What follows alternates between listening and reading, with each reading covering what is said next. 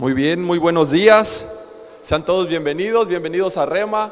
Les recuerdo que son muy amados. Pueden tomar su lugar si gustan.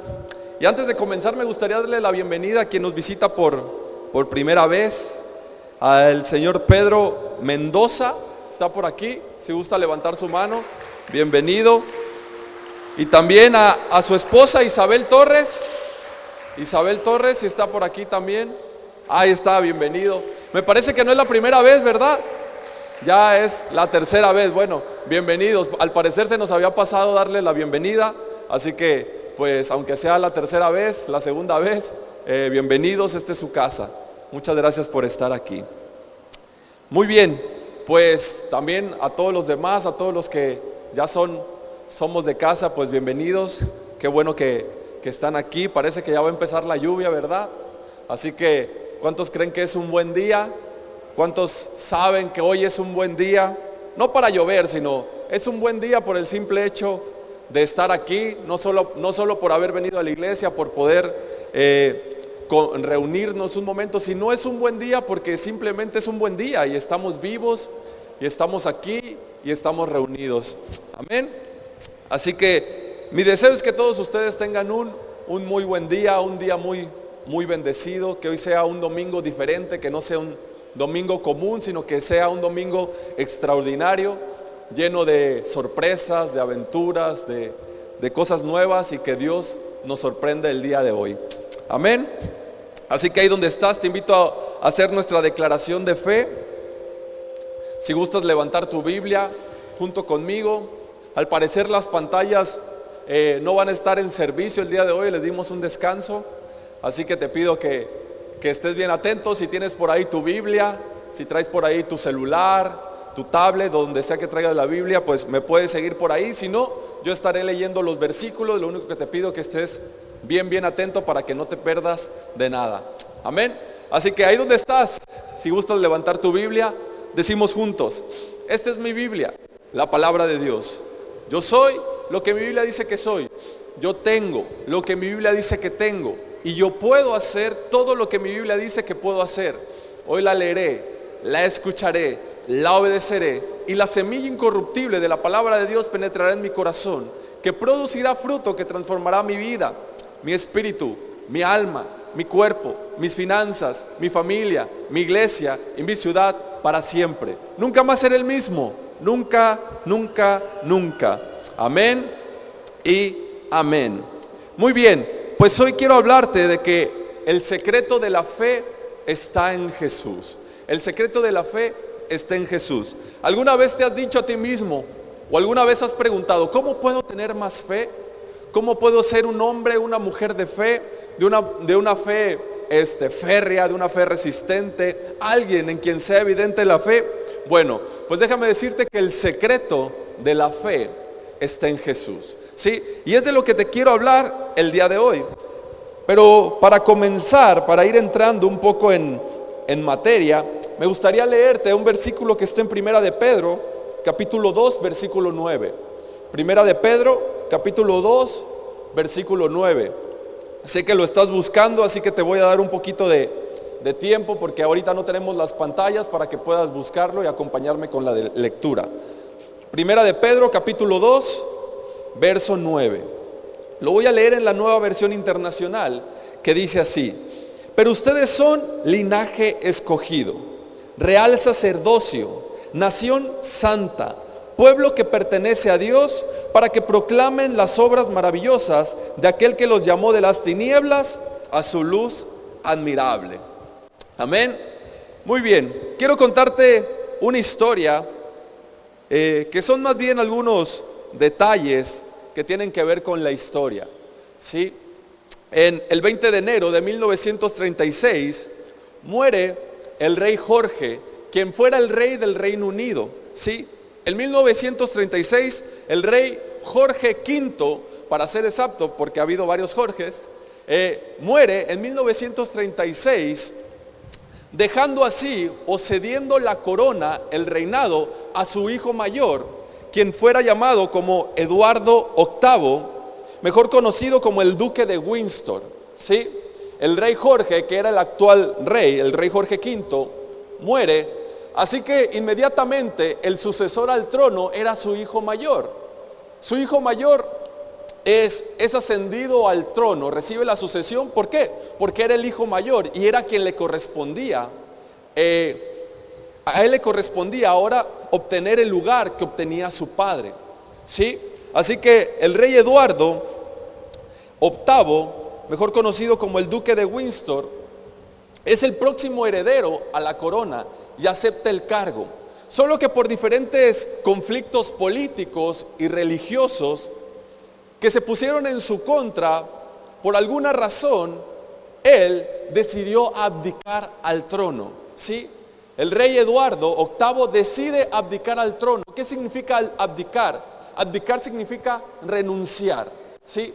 Él decide renunciar a la corona, decide negar tener ese lugar.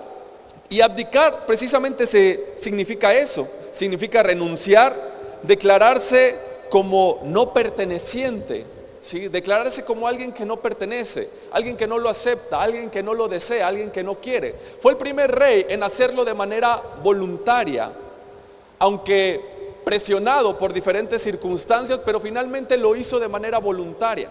La razón fue por diferentes conflictos políticos, tanto religiosos, que estaban en su contra. ¿Por qué? Porque él estaba enamorado de una mujer que se había divorciado 2 veces, ¿sí? Y de acuerdo con sus leyes, de acuerdo con sus políticas, un rey no podía reinar si se casaba o se unía con una mujer que había estado divorciada dos veces. ¿Por qué? Porque de acuerdo con sus reglas religiosas, sobre todo, el rey, que era la cabeza de la iglesia, no le tenía permitido, la iglesia no le tenía permitido unirse con una mujer que había estado divorciada sin que su exmarido aún muriera, ¿sí? Así que finalmente su reinado duró poco menos de un año o casi un año, porque finalmente él decide abdicar, ¿sí? Recibe renunciar, podemos llamarle por amor, ¿sí? ¿Por qué? Porque no podía seguir en el trono, no iba a poder estar en el trono estando con esa mujer a quien él amaba. Así que fue un chisme mundial, ¿verdad? Ya te puedes imaginar cómo el rey o el próximo rey, el que estaba en la línea de sucesión, decide abdicar, renunciar para estar con la mujer que amaba. Así que inmediatamente al abdicar Eduardo VIII, la corona en la línea de sucesión le pertenecía a su hermano menor. Era el tercero en la línea, ¿sí? Era el tercero en la línea de sucesión. Prácticamente el hermano menor no se esperaba, muy probablemente nunca le pasó por la mente que él podría ser el futuro rey. ¿Por qué? Porque primero estaba su padre, y después de su padre estaba su hermano, y después estaba él. Rara vez sucede así. Rara vez sucede que el hermano menor tome el reinado, ¿sí?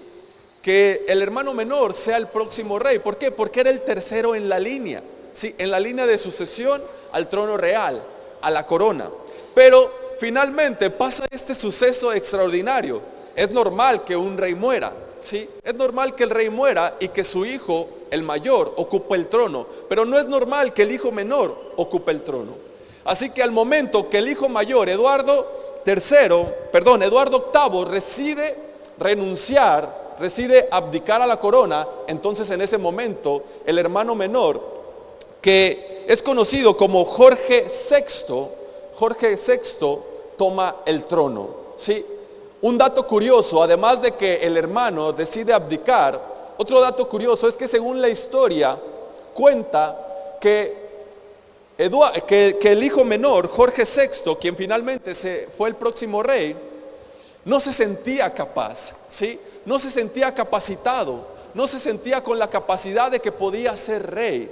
De hecho, la historia cuenta que él tenía un problema muy similar al de Moisés. Era tartamudo, no era muy bueno hablando, le tenía pánico al hablar en público. Y un rey debe tener autoridad, ¿sí? Un rey debe de tener esa facilidad o habilidad para hablar en público. ¿Por qué? Porque está sobre el pueblo, ¿sí? Él gobierna al pueblo. es el monarca, es el máximo líder, ¿sí? Así que debe de saber hablarle al pueblo, debe de saber tratar al pueblo. Y por eso la historia cuenta que este rey, Jorge VI, estaba lleno de miedo, no se sentía capaz. Así que él tenía dos opciones. Tenía la opción de que como su hermano mayor abdicar, o tenía la elección de aceptar el trono, ¿sí? De aceptar la responsabilidad y hacerle frente. Ahora, ¿por qué te cuento esta historia? Porque en un reino, el heredero al trono no se basa en la capacidad que tienes, ¿sí? En un reino, cuando estás en la línea de sucesión, no se basa si tienes un buen comportamiento, si tienes la edad correcta, si tienes los dones o las habilidades adecuadas, si tienes buenos estudios. No, en un reino eres heredero al trono por el simple hecho del ser del mismo linaje, de ser de la misma sangre, por el simple hecho de ser un hijo. Al momento de que eres hijo del rey, eres príncipe, eres una princesa, en ese momento estás en la línea de sucesión para recibir la herencia al trono. No importa si tienes un buen comportamiento, si tienes un mal comportamiento, si tienes la capacidad, si no tienes la capacidad. Aquí el punto importante es que tienes la sangre, ¿sí? Tienes el linaje, eres el heredero, naciste en la familia real, por lo tanto, tienes el derecho de estar en la familia real. Tienes el derecho a ser llamado un príncipe, tienes el derecho a ser llamada princesa, ¿sí? Así que Jorge VI, aunque no se sentía capaz, aunque quizás no tenía los dones, no tenía la habilidad, no tenía el carácter, acepta el cargo y ahora es el rey de lo que hoy conocemos como Inglaterra, ¿no? Del Reino Unido. Y él gobierna durante 15 años, desde diciembre de 1936 hasta febrero de 1952. Y él fue un rey clave en la historia del Reino Unido. ¿Por qué? Porque él enfrentó el momento en el que el imperio se estaba desintegrando y además tuvo que hacerse cargo, o fue rey, durante la Segunda Guerra Mundial, cuando estaban en conflicto contra los nazis. Así que es considerado un muy buen rey, fue considerado un muy buen rey que superó las expectativas, un rey que se superó a sí mismo, que supo enfrentar con valentía los retos que se le presentaron.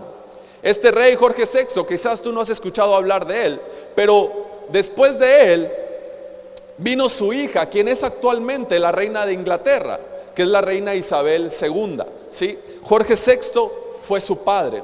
Y ahora actualmente su hija, que era la hija mayor, hereda el reino cuando él muere, ¿sí? Y que ahora sabemos que tiene poco más de 70 años reinando, que ha sido una de las monarcas que más tiempo ha estado en el reino. Pero bueno, ¿por qué te cuento esto? Porque la Biblia dice que tú y yo somos parte de un reino, ¿sí? Que tú y yo somos parte de un reino donde tenemos un rey, ¿sí? Y un rey que es eterno, un rey que no muere, un rey que gobierna por la eternidad, ¿sí? Y que nosotros somos sus hijos, sus príncipes, sus princesas, sus herederos. Lo que significa que no importa si estás en un reino, si estás en este reino, no importa si eres capaz, ¿sí? No importa si tienes las habilidades correctas, no importa si actualmente estás teniendo un buen comportamiento o un mal comportamiento, si has tenido una buena educación o una mala educación, ¿sí? Eres hijo del rey, hija del rey. ¿Por qué? Porque has nacido en la línea de sangre, ¿sí? Porque estás en la línea real. Eres heredero por tu posición, no por tus habilidades. Eres heredera, eres heredero, ¿sí? Porque eres hija del rey. No porque tengas la capacidad, no por tu buen comportamiento, ¿sí? Tu posición delante de Dios es eso, porque tienes el linaje, ¿sí? Eres el linaje, eres de la familia real. ¿Cómo lograste eso? ¿Cómo conseguiste eso?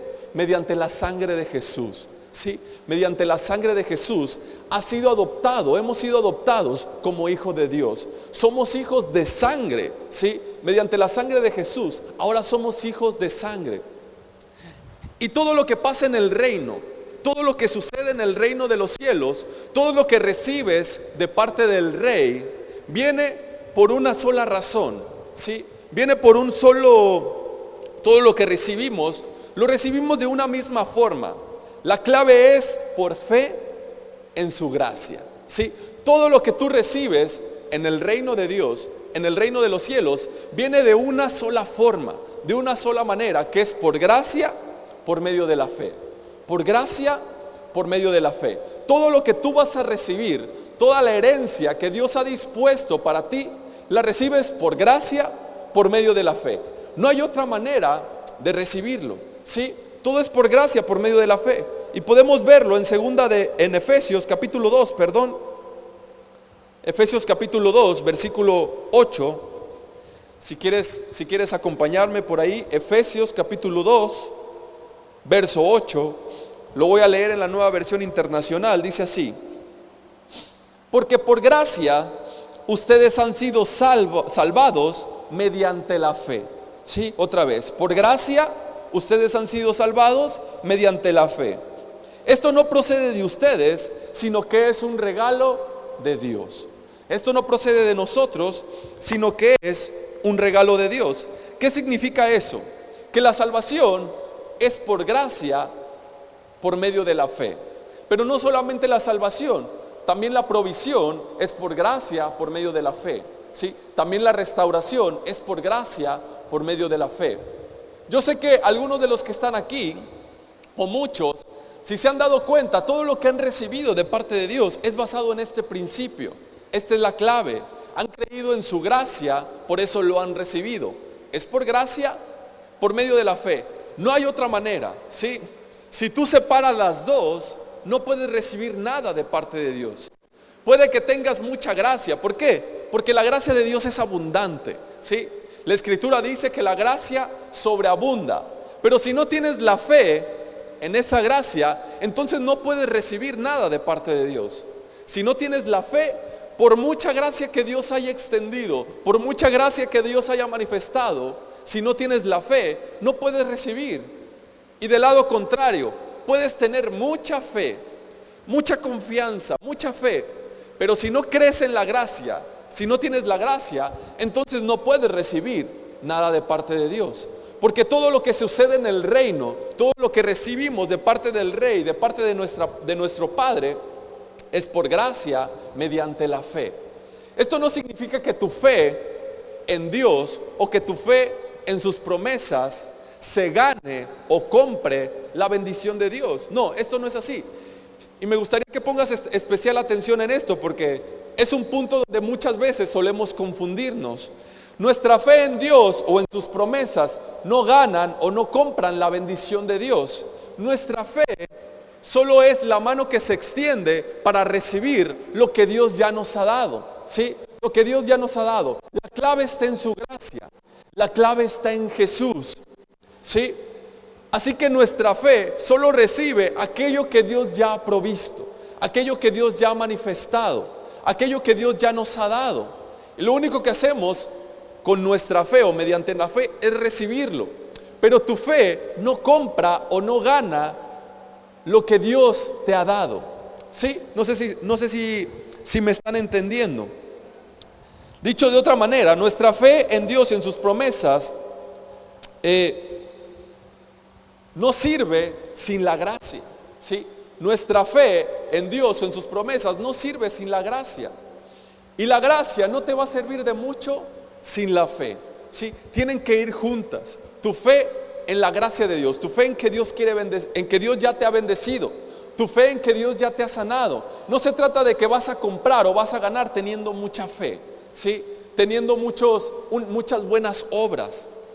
¿Por qué? Porque la Escritura dice que para Dios nuestras obras son como trapos de inmundicia y le llama obras de la carne. Pero por otro lado existen las obras de fe, pero estas obras de fe son puestas en su gracia.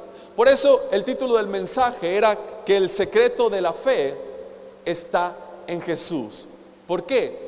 Porque Jesús es la gracia de Dios. Y cuando tú pones tu fe en esa gracia, cuando tú pones tu fe en ese amor, entonces tu fe ahora sí puede recibir todo aquello que Dios ya te ha dado. La salud, la provisión, la restauración, la paz, la confianza, la seguridad.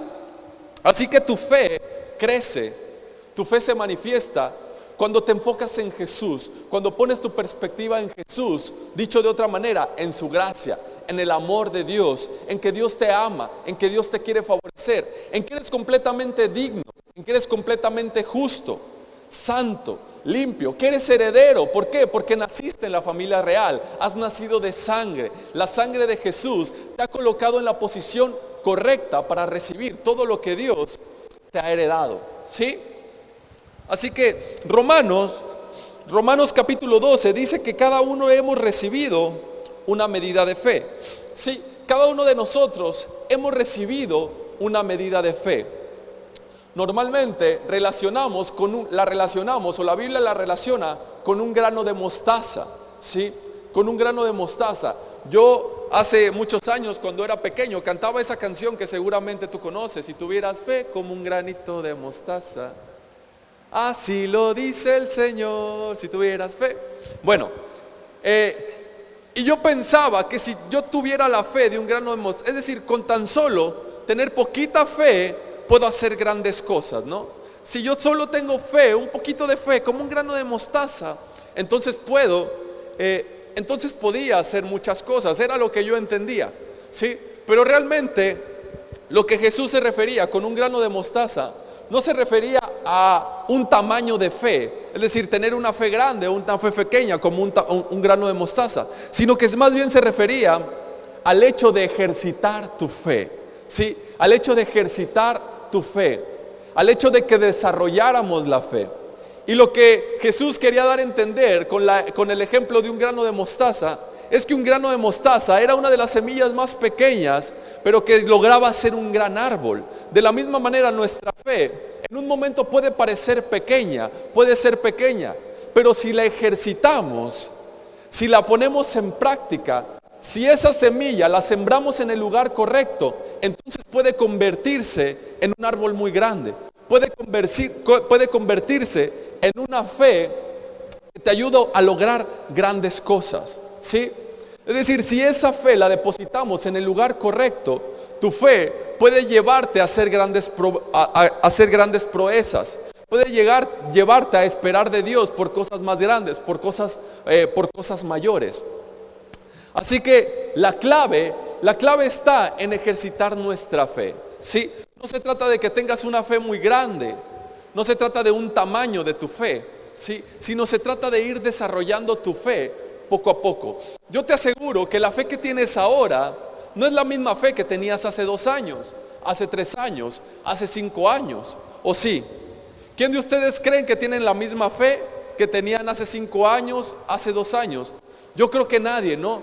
Nos hemos dado cuenta, o yo en lo personal, me he dado cuenta que no tengo la misma fe, y no es por presumir, ¿sí? No es por presumir, pero me he dado cuenta que conforme ha pasado el tiempo, que conforme he recibido palabra de Dios, que conforme he enfocado o he puesto mi fe en Jesús, mi fe ha aumentado, ¿sí? Ya no me derriban las mismas cosas que me derribaban hace algunos años. Ya no me preocupo por las mismas cosas que me preocupaba hace algunos años, ¿sí? Ya no me siento mal con las mismas cosas que me hacían hacer sentir mal hace algunos años. ¿Por qué? Porque he ido ejercitando la fe. Y estoy seguro que a ti también te ha pasado igual.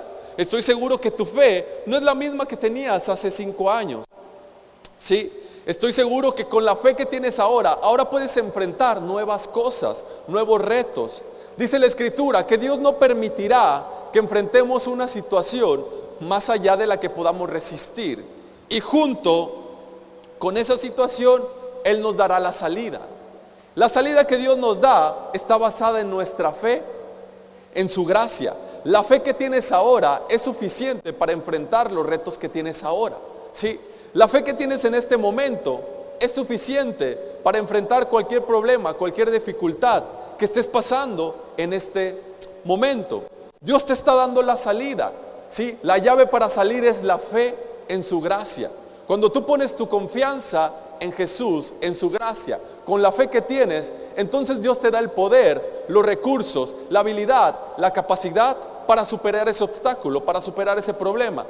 Pero si tu fe, tu confianza, la pones en otro lado, en otro lugar que no sea Jesús, en las circunstancias, en lo que alguien más dice, en lo que las noticias dicen, en lo que el informe médico dice, o en lo que alguien más dice, en lo que sientes, en lo que percibes, entonces tu fe no va a poder superar esa circunstancia. Entonces no vas a hallar la salida. Por eso quizás pasamos mucho tiempo en el mismo lugar.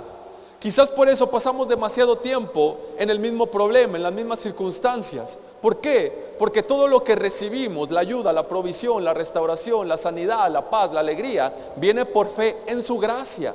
No por fe en otra cosa, no por fe en las circunstancias, no por fe en el problema. ¿Sí? Así que Romanos 12 dice que cada uno de nosotros hemos recibido una medida de fe. Por ejemplo, Pedro, tenemos el ejemplo de Pedro cuando caminó sobre el mar. ¿Sí? Estoy seguro que tú recuerdas bien esta historia. Pedro camina sobre las aguas. Ellos están en una barca cruzando el mar, de repente se levanta una gran tormenta y Jesús se acerca a ellos caminando sobre el mar. Ellos se asustan porque piensan que están viendo un fantasma. Jesús les dice, tranquilos, no tengan miedo, soy yo, soy Jesús. Así que Pedro tiene la osadía, tiene el valor de decir, Señor, si eres tú, manda que yo vaya, ¿sí? Manda que yo vaya hacia ti. Así que Jesús, de manera muy práctica, de manera muy sencilla, le dice, ven, ¿sí? Y Pedro se baja de la barca y comienza a caminar, ¿sí? Comienza a caminar. Camina sobre el agua, que realmente no camina sobre el agua, sino caminó sobre la gracia. Caminó sobre la palabra de Jesús que le dijo, ven, ¿sí? Así que mientras él se mantuvo poniendo su fe en Jesús, en la gracia, su atención, su mirada estaba puesta en él empezó a caminar sobre el agua. Pero dice la Escritura que al ver los fuertes vientos, al ver la tormenta, él se comenzó a hundir. Eso significa que su fe pasó de estar en Jesús a estar en la tormenta, a estar en el problema, a estar en las circunstancias. Por eso él se hundió. Inmediatamente gritó, Señor, sálvame. Y Jesús lo sacó y lo puso a salvo. ¿Sí? Ahora, aquí hay un punto importante porque Jesús le dice a Pedro, hombre de poca fe, ¿por qué dudaste? ¿Por qué dudaste? Pero Jesús no le estaba diciendo a Pedro que tuviera una fe pequeña, ¿sí? No le estaba diciendo que tuviera la fe de un granito de mostaza, que necesitaba tener una fe más grande. No, Jesús le estaba diciendo a Pedro, Pedro, si tú hubieras mantenido tu fe en mí, hubieras seguido caminando. Si tú hubieras mantenido tu mirada en mí, tú hubieras seguido caminando sobre el agua. Pero desviaste tu atención, desviaste tu mirada, ¿sí? Pusiste tu fe en las circunstancias, en la tormenta, y por eso te hundiste, ¿sí? Así que la clave de nuestra fe está en su gracia, está en Jesús. Mientras nos mantenemos, ponemos nuestra atención en su gracia, en Jesús, en su obra, en su palabra, en su amor, en su misericordia, entonces podremos mantenernos caminando sobre el agua, sobre los problemas, sobre las circunstancias, sobre las tormentas. Podemos atravesar los desiertos. Amén. Así que Pedro realmente no es que tuviera una fe pequeña. Pedro tuvo osadía, Pedro tuvo valor. De ahí fue el único que se atrevió a creer que podía caminar sobre el agua. Fue el único que se atrevió a creer que podía hacer lo mismo que Jesús estaba haciendo. Cuando nosotros nos atrevemos a creer de esa manera, cuando ponemos nuestra atención en Jesús, nuestra mirada en Jesús, entonces nos convencemos de que podemos vivir el reino de los cielos en esta tierra. Porque recuerda, pertenecemos a un reino, el reino de los cielos, sí, que está aquí ahora. Podemos vivir la vida del cielo aquí en la tierra. El reino de los cielos no es un reino al que vamos a ir cuando muramos, es un reino del cual podemos disfrutar en este momento. Por eso Jesús pidió que la oración fuera, venga a nosotros tu reino, ¿sí? Que se haga tu voluntad en esta tierra como se hace en el cielo. Es decir, que la vida que vivimos en el cielo se puede vivir en esta tierra. Y en el reino de los cielos, todo se basa en la fe, se basa en la gracia mediante la fe. Todo lo que recibimos es por gracia mediante la fe. ¿Sí? Así que el reino de los cielos sufre violencia. El reino de los cielos tiene oposición, que es conocido como el reino de las tinieblas. El reino de las tinieblas quiere que vivas de una manera muy diferente a como se vive en el cielo. En el reino de los cielos no hay escasez. En el reino de los cielos no hay enfermedad. En el reino de los cielos no hay depresión. ¿Sí? En el reino de los cielos hay restauración, hay provisión, hay fortaleza, hay alegría, hay paz, hay gozo y todo el fruto del Espíritu. En el reino de las tinieblas es todo lo contrario. ¿Sí? Hay escasez, hay depresión, hay pobreza, hay enfermedad. Así que cuando tú y yo experimentamos en esta tierra un poco de escasez, pobreza, enfermedad, preocupación, realmente estamos experimentando lo que sucede en el reino de las tinieblas. ¿Sí? Hemos dado un paso. Hemos dado un paso hacia las circunstancias. Hemos dado un paso a lo que sentimos. Hemos decidido poner nuestra fe en lo que percibimos, en las circunstancias. Y nos hemos dejado de enfocar en Jesús. ¿Sí? Así que muchas veces nosotros creemos o ejercitamos nuestra fe en ciertas áreas de la vida.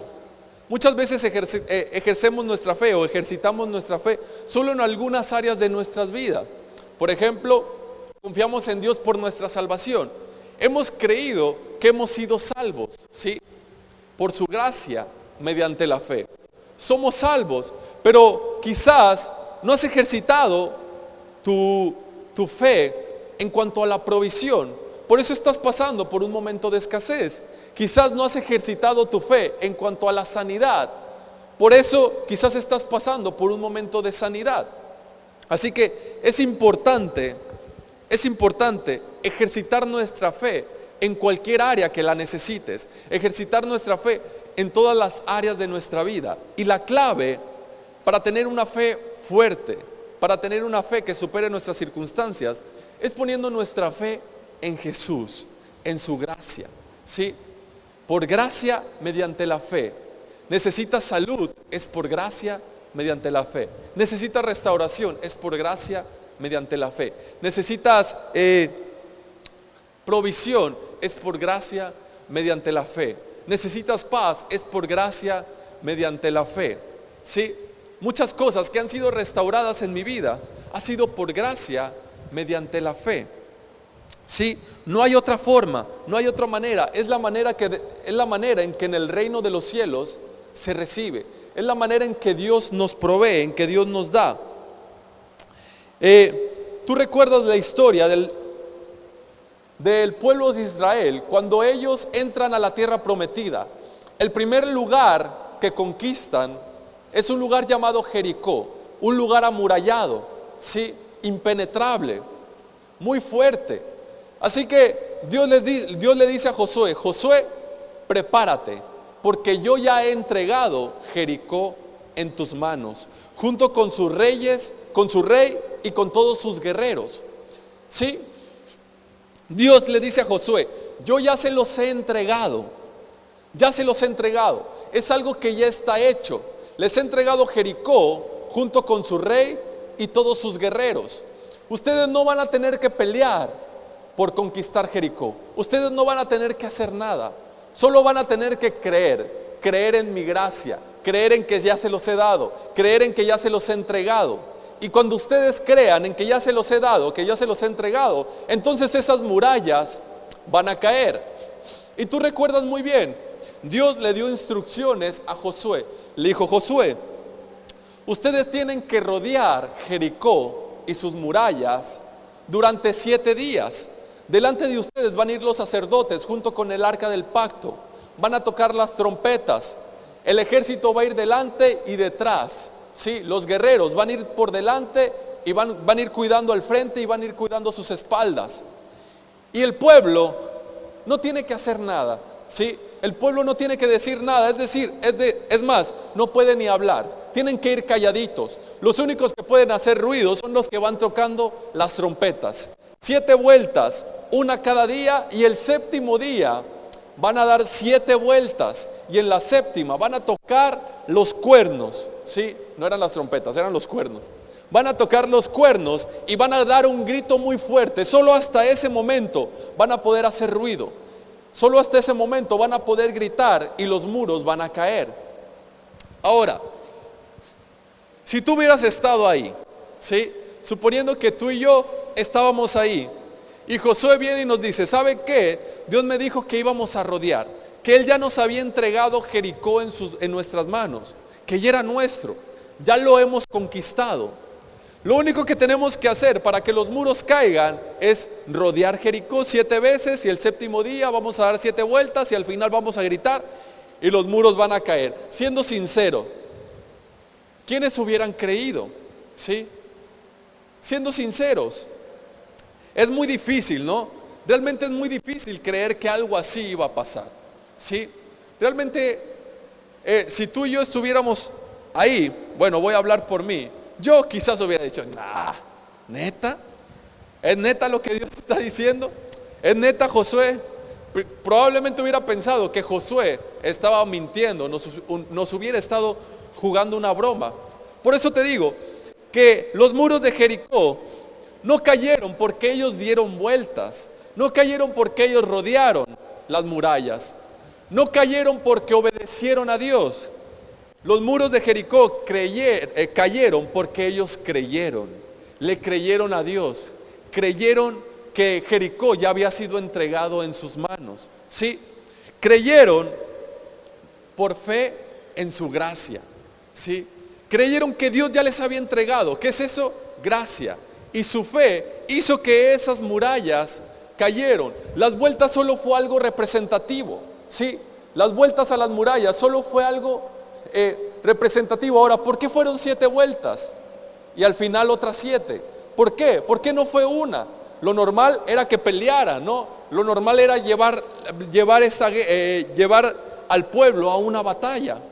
Pero el simple hecho de dar 7 vueltas y no una, o no ir a una batalla, es porque muchas veces, o porque Dios quiere que entendamos que debemos de perseverar en nuestra fe, ¿sí?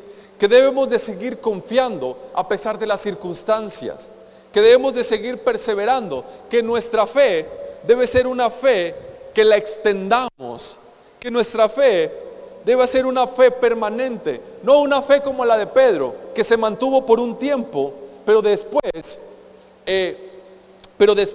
se hundió, sino que debe de ser una fe que se mantenga creyendo, no solamente un día, no solamente 2 días, no solamente 3 días, no solamente 7 días, sino todo el tiempo, ¿sí? Que todo el tiempo tu confianza esté puesta en Jesús, en su gracia, ¿sí?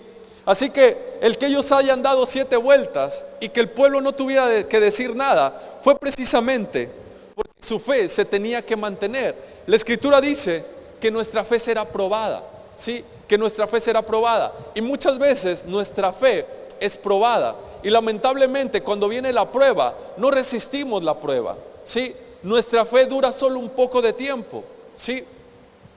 Cuando es así, cuando nuestra fe dura solo un poco de tiempo, quiere decir que tu confianza estaba puesta en ti o en lo que tú estabas haciendo.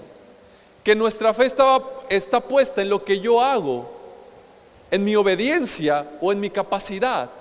Cuando tu fe es corta, ¿sí? Cuando tu fe no alcanza para recibir lo que Dios ya te ha dado, es porque nuestra fe ha perdido el enfoque, ha perdido la perspectiva, ha pasado de estar enfocada en Dios a estar enfocada en mí o en mi obediencia, ¿no? Es como esos comerciales en la tele que te dicen, aplícate este champú durante 7 días y tu pelo te va a crecer, ¿no? Y ahí estás tú, aplicándote el champú 7 días y te das cuenta que no pasa nada, que el champú no hizo efecto, ya te echaste champú 7 días, 3 veces al día, y nada más el cabello no te crece, así que dices, esto no sirve, y lo tiras a la basura, ¿cierto? Toma estas pastillas durante un mes y adelgazarás 10 kilos, ¿sí? Y te tomas las pastillas durante un mes y te das cuenta que no adelgazaste 10 kilos, adelgazaste 2. Y tiras esas pastillas porque piensas que las pastillas no sirven, ¿sí? Es decir, al momento que tú renuncias a algo, al momento que tú lo sueltas, significa que tu fe ha sido muy corta, ¿sí? Que tu fe no permaneció. Ahora, el poder no está en que tú te eches el champú, hablando de una manera simbólica. El poder no está en que tú te tomes las pastillas, ¿sí? El poder no está ahí. El poder no está en lo que tú haces. El poder no está en que le dieron 7 vueltas a las murallas, o 3, o 2. El poder no está en que vienes todos los domingos a la iglesia. El poder no está en que oras 3 veces al día. El poder no está en que obedeces lo que Dios te dijo. El poder está en Él, ¿sí? El poder está en Él. Por eso tu confianza debe permanecer en Él. No en los medios, no en las circunstancias, no en lo que tú haces. La confianza, la fe debe estar en su poder, en su capacidad, porque ahí está la clave. Sí, ahí está la clave. No está en que si vienes todos los domingos a la iglesia. ¿Por qué? Porque cuando vives así, pensando que tu vida va a cambiar, pensando que tu vida va a ser restaurada, si vienes los domingos a la iglesia, si oras, si sirves, si tienes buenas obras, te vas a dar cuenta, en algún momento te vas a dar cuenta que no está pasando nada y vas a tirar todo a la basura. Y vas a decir, esto no está funcionando para mí. Sí, y la bendición de Dios, la gracia de Dios, no es como un producto que aparece en la tele, ¿sí? No es como ese producto que dice, haz esto y vivirás, ¿sí? Haz esto durante cierto tiempo y serás restaurado, ¿sí? Tómate esto, ora, ve a tal lugar, ven a la iglesia, sirve y tu vida cambiará. ¿Por qué? Porque el poder no está en lo que tú haces, el poder está en Él. Él es la clave de nuestra fe. Él no es la clave de que nuestra fe permanezca, sea constante, sea dura, sea duradera. Jesús es la clave. Por eso, te vuelvo a repetir, es por su gracia. ¿Y quién es la gracia? Jesús es la gracia. Es por Él. Cuando pones tu fe en Él y dejas de un lado las circunstancias, dejas de un lado lo que ves, lo que sientes, dejas de un lado la obediencia y te enfocas en Él, entonces todo empieza a funcionar de manera natural, de manera normal. Ojo, no estoy diciendo que tienes que ser desobediente, sino que muchas veces hay personas que están más ocupadas en obedecer a Dios que en conocer a Dios. Hay muchas personas que están más enfocadas y le dan más importancia a obedecer a Dios que en conocer a Dios. Y cuando solo estás enfocado en obedecer a Dios sin conocerle, la Biblia le llama obras de la carne, obras de la carne. Pero cuando tu obediencia es un resultado de tu fe, es un resultado de conocer a Dios, entonces la Biblia le llama obras de fe. Y esas obras de fe son las que provocan que el reino de los cielos, que las ventanas de los cielos se abran y se derramen en tu vida, ¿sí? Es tu fe en Él, es tu fe en su gracia lo que provoca las verdaderas obras que Dios le agradan, la verdadera obediencia, ¿sí? Del lado contrario, cuando tú estás más preocupado por obedecer a Dios sin conocerle, lo único que tienes es conocimiento. Puedes conocer de Dios, pero no conoces a Dios. Es la diferencia entre conocimiento y revelación. Cuando conoces de Dios, pero no conoces a Dios, que es algo muy diferente. Conocer de Dios, alguien que conoce de Dios puede ser pastor, puede ser un teólogo, puede ser alguien muy preparado, que tiene mucha información y mucho conocimiento de Dios, pero sin conocer a Dios. ¿Por qué? Porque todavía no tiene la revelación, no tiene la relación, ¿sí? La única manera, dice la Escritura, que la única manera que podemos conocer a Dios es por medio de su gracia, es decir, por medio de Jesús.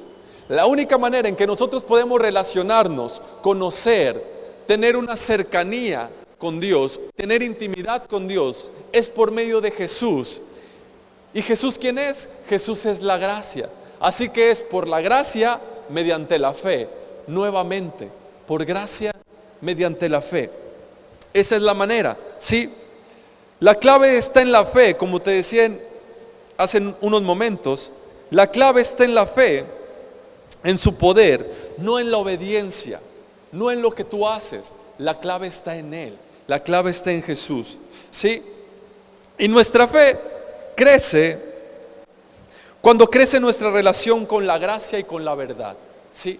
Nuestra fe va a crecer cuando nuestra relación con la gracia y la verdad crezcan.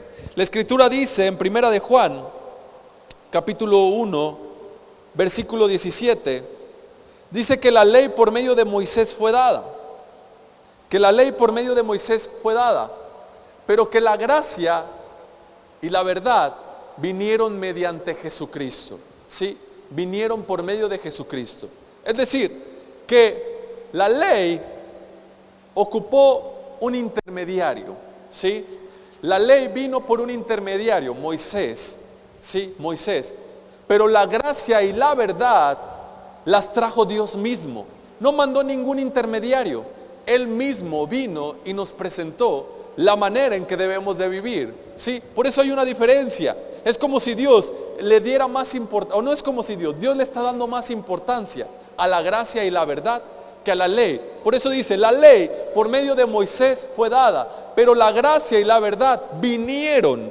No te la mandé, no te la envié, vinieron. Ella misma vino por medio de Jesucristo, ¿sí?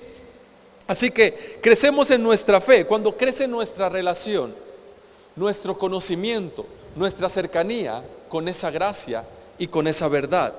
La ley habla de tus obras, habla de tus actos, de tu capacidad, de lo que tú puedes hacer. Cuando te quieres relacionar con Dios por medio de tus obras, de tu capacidad, de tu obediencia, solamente adquieres conocimiento, solamente conoces a Dios. Solo conoces de Dios, adquieres conocimiento acerca de Dios, pero no lo conoces a Él, porque la única manera de conocerlo es por la gracia, por medio de la gracia y la verdad, que han venido directamente, ¿sí? Así que no podemos poner la obediencia a Dios sin antes conocerle, ¿sí? No podemos poner primero o darle más importancia a la obediencia a Dios sin antes conocerle. Y ojo, te vuelvo a repetir, no estoy diciendo que no debemos obedecer. La obediencia se va a dar. La santidad, la vida de santidad, la vida en obediencia van a ser de manera natural en el momento que ponemos nuestra fe en su gracia, ¿sí? En el momento que conocemos más acerca de Él. Así que el secreto está en conocer a Jesucristo, quien es la gracia, ¿sí? En Juan capítulo 17, versículo 3, Jesús da la clave de lo que se trata la vida. ¿Alguna vez te has preguntado cuál será el sentido? ¿Cuál será la clave? ¿Cuál será la razón de que esté vivo? Jesús nos da la clave en Juan capítulo 17, verso 3. Nos dice en qué consiste la vida, ¿sí? Nos lo resume de una manera muy sencilla. Y dice, y esta es la vida eterna. Sí, de esto se trata la vida eterna, de que te conozcan a ti, el único Dios verdadero, y a tu Hijo Jesucristo, a quien has enviado. Esa es la vida eterna. No dice, y esta es la vida eterna, que te obedezcan, ¿sí? Que te obedezcan a ti, que sean obedientes. No, dice, esta es la vida eterna, que te conozcan a ti, al único Dios verdadero, y a Jesucristo, a quien has enviado. ¿Por qué? Porque al momento de conocerle, al momento de tener una relación con Jesús, con su gracia, ¿sí? En ese momento, todo lo demás se da de manera natural. La obediencia, la santidad, la justicia, la provisión, vienen de manera natural. ¿Por qué? Porque estás en el reino de los cielos. Y en el reino de los cielos solo hay provisión, abundancia, plenitud, amor, salud, sanidad. Amén. Así que la Escritura dice, si volvemos a Primera de Pedro, que fue el versículo con el que inicié, si volvemos a Primera de Pedro, capítulo 2, versículo 9, dice ahí que hemos sido trasladados de las tinieblas a su luz admirable. ¿sí? Es decir, que hemos sido llevados del reino de las tinieblas al reino de la luz, ¿sí? Del reino de las tinieblas al reino de la luz. Y la manera que Dios usa para trasladarnos del reino de las tinieblas al reino de la luz es por medio de la renovación de nuestra mente, ¿sí? Por medio de la renovación de nuestro entendimiento. Así que nuestras mentes, o la manera en que nosotros renovamos nuestras mentes, es poniendo nuestra atención en Jesús y no en las circunstancias, ¿sí? Por eso el título del mensaje, la clave de nuestra fe está en Jesús. Porque de la manera correcta, o la manera en que somos trasladados de las tinieblas a la luz, es mediante la renovación de nuestra mente. Y la renovación de nuestra mente se da cuando ponemos nuestra atención, nuestro enfoque en Jesús, ¿sí? Y en esa manera, cuando ponemos nuestra atención y nuestro enfoque en Jesús, entonces estamos viviendo, estamos caminando en el reino de la luz, ¿sí?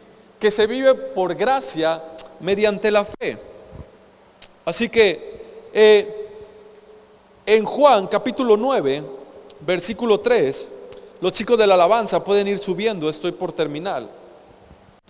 En Juan capítulo 9, versículo 3, dice lo siguiente. Bueno, te voy a poner un poco en contexto. Jesús va caminando junto con sus discípulos y de repente ven a un hombre que es ciego de nacimiento, ¿sí? Se encuentra con un hombre que ha nacido ciego. Y los discípulos le dicen: Señor, ¿quién pecó? ¿Este o sus padres? Para que él esté así, para que él esté pasando por esta circunstancia. ¿Quién fue el que pecó? ¿De quién es la culpa? ¿De sus padres o de él?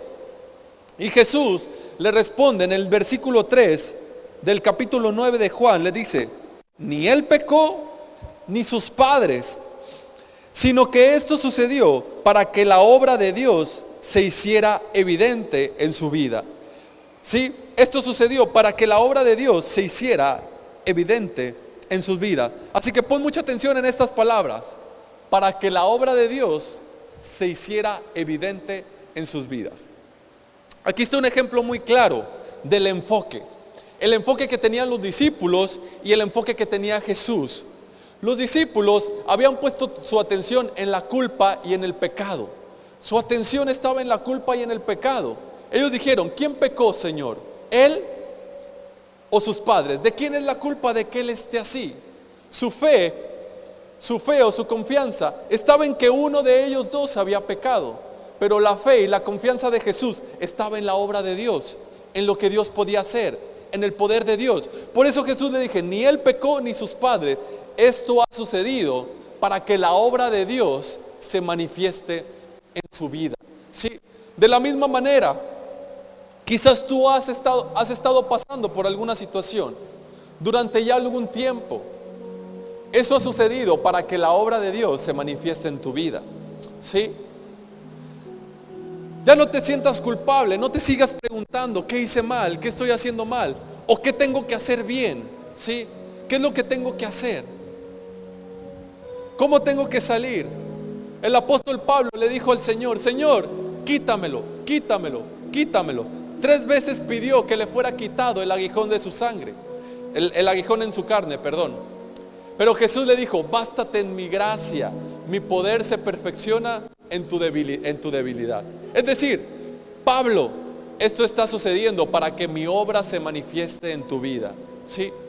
Pablo, esto sucede para que la obra de Dios se manifieste, ¿sí? De la misma manera, cada uno de nosotros, cuando debemos de tener una expectativa de fe, una expectativa de confianza en Dios. Suele pasar que nuestra expectativa está en lo malo que está sucediendo, está en las circunstancias, en la enfermedad, en la preocupación, en el temor, en la ansiedad, en la enfermedad, en la escasez. Pero tienes que recordar que eso está sucediendo para que la obra de Dios se manifieste en tu vida. Cuando cambias tu perspectiva, dejas de pensar o de ver las circunstancias, la culpa o el pecado, y comienzas a decir: esto está sucediendo para que la obra de Dios se manifieste. Yo sé que Dios me va a proveer. Yo sé que Dios me va a sanar. Tengo la confianza en que Dios me va a sanar. Tengo la confianza en que voy a salir adelante. Sé que voy a ser restaurado. Sí, sé que las puertas se me van a abrir. Sí, la situación se ve difícil. Sí, el informe médico fue desalentador. Sí, me quedé sin empleo.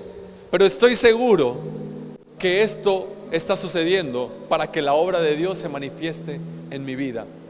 Eso significa que te mantienes en fe, que tu fe se está convirtiendo en ese árbol, que tu fe ha pasado de ser una semilla de mostaza y está creciendo. La has sembrado en el lugar correcto, la has puesto en el lugar indicado, estás caminando sobre el agua. Amén. Así que las obras de Dios se manifiestan. Las obras de Dios se manifiestan si renovamos nuestro pensamiento, ¿sí? Si renovamos nuestra mente. Cuando renovamos nuestra mente, ponemos nuestra confianza en Jesús, ponemos nuestra atención en Jesús. Nuestros pensamientos están puestos en Él. ¿En quién es Él? En su gracia. Entonces, lo que transforman, eso provoca que transforma nuestra percepción y nuestro juicio. Ese lugar donde normalmente veías algo negativo, esa circunstancia donde normalmente veías temor, algo desalentador, algo desagradable, se convierte en algo alentador, ¿sí? Tu percepción y tu juicio, de acuerdo con la situación que estás pasando, ha sido renovada. Ahora te das cuenta que eso está sucediendo para que la obra de Dios se manifieste, ¿sí? Ya no está sucediendo porque has pecado, porque es tu culpa, porque hiciste algo mal, porque te tienes que aguantar. No, está sucediendo para que la obra de Dios se manifieste. Recuerda eso, ¿sí? Recuerda eso. Aprende a ver oportunidades de milagros donde otros ven pecado y derrota. Aprende a ver las oportunidades que hay en cada circunstancia. Y puedes ver esas oportunidades cuando tu mente, cuando tu perspectiva, cuando tu confianza está puesta en Dios, está puesta en Jesús, está puesta en su gracia, ¿sí? Tu perspectiva cambia acerca de la situación, tu juicio cambia acerca de esa situación. En lugar de ser negativo, en lugar de pensar que las cosas van a ir de mal en peor, en lugar de pensar mal, de creer mal, tu perspectiva cambia, tu juicio cambia cuando pones tu confianza en Jesús y sabes que esa situación y esa circunstancia está sucediendo para que la obra de Dios se manifieste. Aprende a ver la oportunidad de milagros dentro del pecado, en lugar del pecado y la derrota, sí, en lugar de la adversidad, en lugar del temor. Aprende a ver las oportunidades.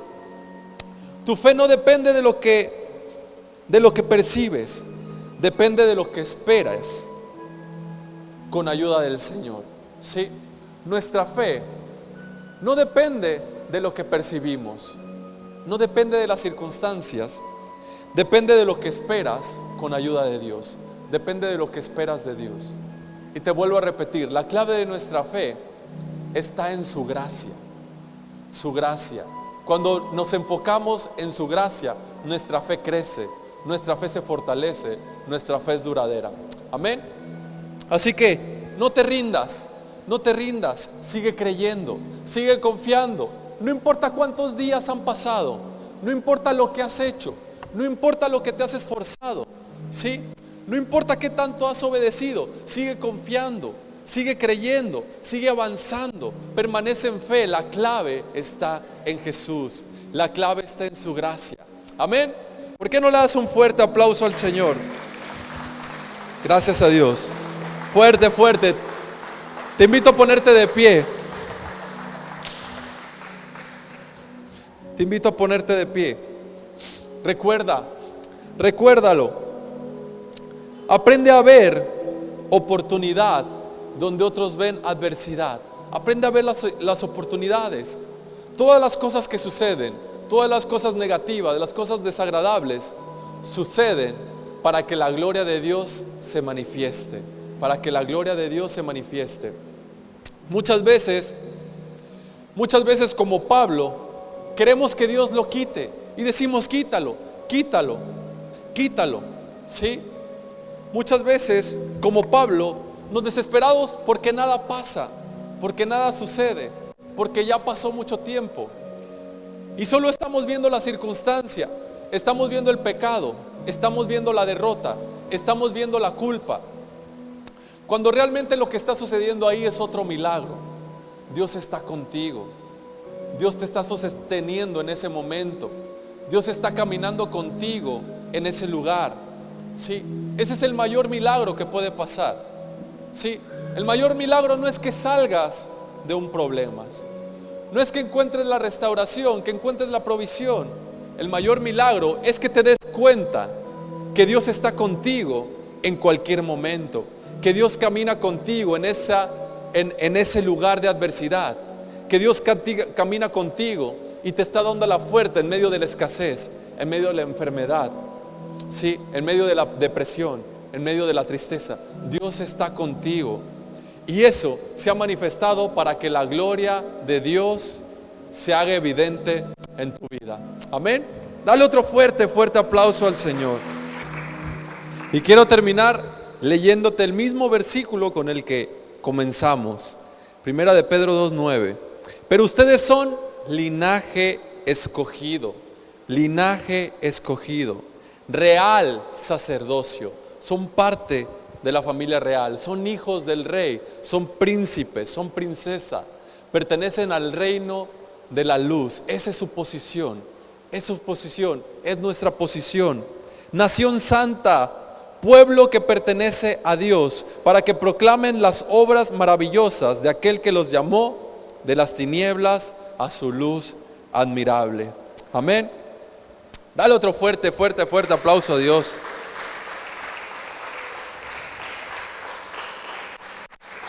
Todo lo que recibimos en el reino de los cielos, en el reino de la luz, es por gracia mediante la fe. Por gracia mediante la fe. ¿Sí? Permanezcamos con nuestra fe puesta en Jesús, que es la gracia de Dios. Amén. Y todo lo demás, como dice la Escritura, vendrá por añadidura. Amén. Así que ahí donde estás, te invito a que tomes tu lugar. Vamos a orar por las ofrendas. Señor, te damos gracias por estas ofrendas que se van a recibir. Gracias, Señor, por tu palabra, por tu provisión, Señor. Gracias, Señor, porque tú nos has bendecido con toda bendición espiritual. Gracias porque nos has dado la victoria antes de que comience, Señor.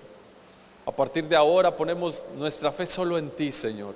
Creemos que nuestra fe será duradera, permanecerá constantemente, porque hemos puesto nuestra atención, nuestra mente, nuestra confianza en ti. En el nombre de Jesús, amén y amén. Muy bien, pues mientras pasan por ahí con los ofrenderos, te recuerdo que tenemos reunión los domingos a las 10 de la mañana, 6 de la tarde, miércoles a las 6 de la tarde. El grupo de alabanza se reúne los sábados a las 6 de la tarde y el grupo de jóvenes tiene su reunión la alabanza se reúne los sábados a las 4 y el grupo de jóvenes a las 6 de la tarde después del grupo de alabanza. Te recuerdo también que tenemos un desayunador para niños de escasos recursos.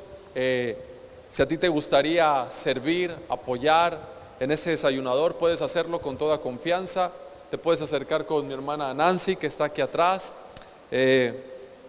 Y como siempre, bueno, no como siempre, pero últimamente, como te lo he dicho los domingos, me gustaría o quiero agradecer, ¿no?, a todas esas personas que sirven, a todo ese ejército de Dios que aparta de su tiempo, aparta de su esfuerzo para servir aquí en la iglesia, que están atentos de los diferentes ministerios, aquellos que pues hacen posible de que esta reunión sea un poco más cómoda para cada uno de nosotros, para que podamos disfrutar de una reunión más cómoda, más accesible, sin tantas distracciones, etcétera, etcétera, ¿no? Así que muchas gracias a todos los servidores.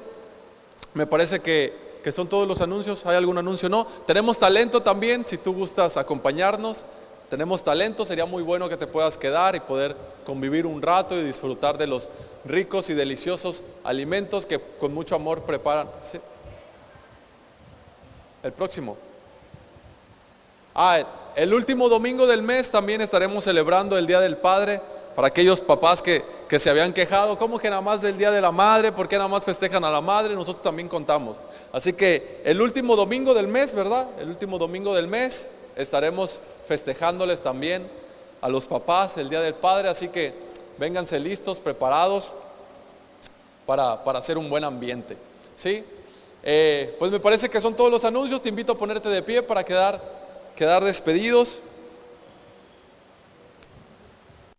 Ahí donde estás, si gustas levantar tus manos, decimos juntos: que la gracia de nuestro Señor Jesucristo, el amor del Padre y la comunión del Espíritu Santo sea sobre cada uno de nosotros. Que todo nuestro ser, espíritu, alma y cuerpo permanezcan irreprensibles hasta la venida de nuestro Señor Jesús. Que a partir de hoy y hasta que nuestro Señor vuelva, te encuentre a ti y a mí, poniendo nuestra fe, nuestra confianza solo en Él. Los que así lo creemos decimos amén y amén. Que Dios les bendiga. Gracias por estar aquí.